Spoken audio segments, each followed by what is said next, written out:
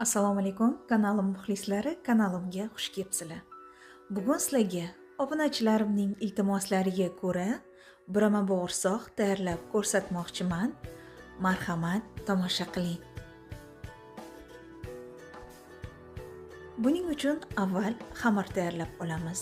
Bizga 120 gram iliq suv, 120 gram sut, 200 gram eritilgan margarin kerak bo'ladi. 2 osh qoshiqda shakar solamiz. 1 choy qoshiqda tuz solamiz. 80 gram o'simlik yog'i yoki zaytun yog'i solamiz. Hammasini yaxshilab aralashtirib olamiz. Xamir uchun elakdan o'tkazilgan 750 gram un kerak bo'ladi. Unni solib xamir qoramiz.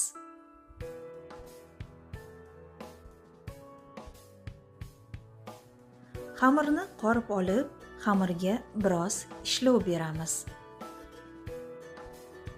Men xamirga chamasi 5-10 daqiqa ishlov berdim.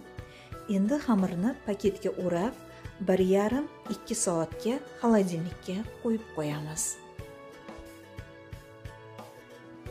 Vaqt o'tgandan so'ng xolodilnikdan xamirni olamiz va 2 bo'lakka bo'lib olamiz.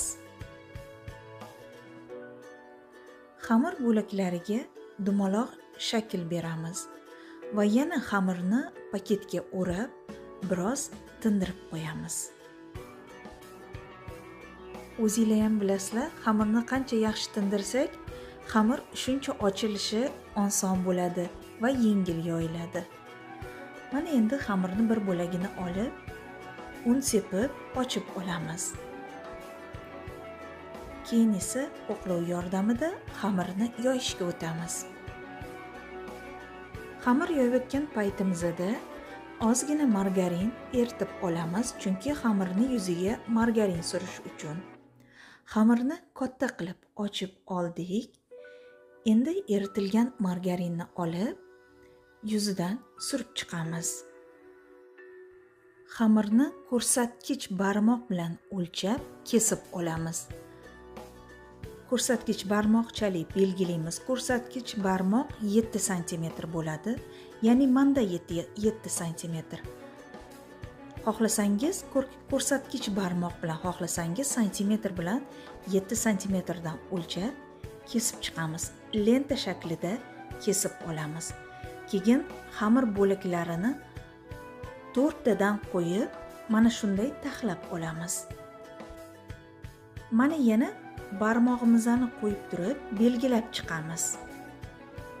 Bir barmoq keladigan shaklda kesib olamiz. Yana bir bor aytib o'taman, bu yerga 4 ta xamir taxlandi. Mana ekranda ko'rib turganingizdek, bo'g'irsoqlarni yasaymiz spiral shaklda.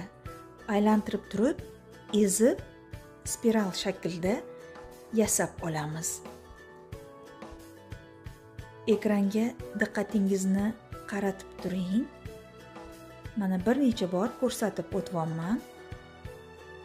Mana shunday konfetchalarga o'xshab bo'g'irsoqlarni qo'limizda yasab olamiz. Bo'g'irsoqchalarni idishga terib, xolodilnikka yarim soat, 1 soatga qo'yib qo'yamiz. Bu paytda yog' qizdirib qo'yamiz va yarim soat, 1 soat o'tgandan keyin bo'g'irsoqchalarni past olovda pishirib olamiz. Past olovda deganimdan keyin miltillab turgan past emas. O'rta olovdan sal pastroq, past olovdan sal balandroq bo'lishi kerak. Chovli bilan aralashtirib turamiz, ya'ni kovlab turamiz. Bo'g'irsoqlar qip-qizarib pishgandan keyin yog'ini silqitib idishga suzib olamiz. Yog'ga birdaniga ko'p bo'g'irsoq sovormanglar. 5-6 ta idishingizga qarab 6 ta 7 ta solib pishirib olamiz. Men boya ham sizga aytib o'tdim, men pishirayotgan bo'g'irsoqlarning hajmi kichikroq, maydaroq. Faqat ko'rsatkich barmoq bilan o'lchab kesamiz xamirlarni. 7 sm bo'ladi, bu tarafi 1,5-2 sm bo'ladi. Bo'g'irsoqlar tayyor bo'lgandan so'ng sirop tayyorlab olamiz. Buning uchun bizga 2 stakan shakar, 1 stakan suv kerak bo'ladi. Shakar bilan suvni solib aralashtirib olamiz va olovni tegini yoqamiz. Olovni yoqqandan so'ng ham aralashtirib turamiz. Ushbu siropga limon bo'lagidan 2 dona solib yuboramiz va aralashtirishni davom ettiramiz. Qaynab chiqqandan so'ng 10 minut past olovda qaynatib qo'yamiz. Sirop quyilib ketishi kerak emas. Sababi bo'g'irsoqlar spiral shaklga ega, o'sha har bir spiral shaklga ega bo'lgan bo'g'irsoqlarni orasiga sirop kirib, bo'g'irsoq siropni shimishi kerak. Ana shuning uchun sal suyuqroq bo'lishi kerak. Siropni, ya'ni sharbatni olovdan olib, boshqa idishga solamiz. Sal sovutib olamiz. Tezroq sovishi uchun boshqa idishga solib, birpas aylantirib olaman. Mana endi bo'g'irsoqchalarni siropga solib, siropga shimdirib olamiz. Taxminan 30 sekund ushlab turamiz. Siropni shimib olgandan so'ng idishlarga terib olamiz. Albatta siropdan silqitib olamiz. Sizga boya ham aytib o'tdim, bo'g'irsoq spiralga o'xshab buraladi. Har buramasini orasiga sirop kirib, bo'g'irsoq siropni shimishi kerak. Ana shunda xuddi paxlavaga o'xshab yeganingizda og'zingizda eriydi. Mana sizga yana bir bor ko'rsatib o'taman. Siropni ichiga 30 soniyaga solib qo'yamiz. Siropni shimib olgandan so'ng siropdan silqitib idishga olamiz. Ya'ni chiroyli idishlarga taxlab chiqamiz. Men sizga xamirni bir zuvalasini tayyorlab ko'rsatdim. Qolgan ikkinchi zuvalasi hali turibdi. Mana bu bitta zuvaladan tayyor bo'lgan bo'g'irsoqlar. Juda ham chiroyli ham mazali, yaraqlab turibdi. Bo'g'irsoqlarning ustidan maydalangan yong'oq yoki oq kunjut sepamiz. Bo'g'irsoqni original retsepti bo'yicha oq kunjut sepilishi kerak. Lekin hali aytib o'tdim sizga, yeganingizda paxlavaga o'xshaydi deb. Shuning uchun men yong'oq sepmoqchiman, ya'ni yong'oq sepib chiqamiz.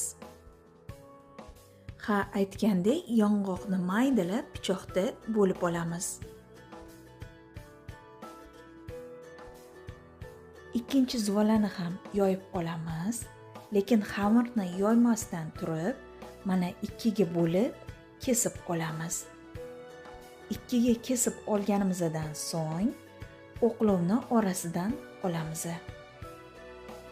Mana endi xamirga yana barmoqlarimizni, ya'ni ko'rsatkich barmoqni qo'yib turib, xamirni bo'laklarga bo'lib olamiz va bo'g'irsoqlarni yasaymiz. Bu bo'g'irsoqlarning hajmi kattaroq, uzunroq bo'ladi. Xohlasangiz shu usulda tayyorlashingiz mumkin. Mana bunisi shu ikkinchi zuvaladagi bo'g'irsoqlar. Birinchi zuvaladan tayyorlangan bo'g'irsoqlar maydaroq edi, bunisi yirikroq. Shunday qilib azizlar, keyingi videolarimda g'oyibona ko'rishguncha Allohga omonat bo'ling. O'zingizni ehtiyot qiling.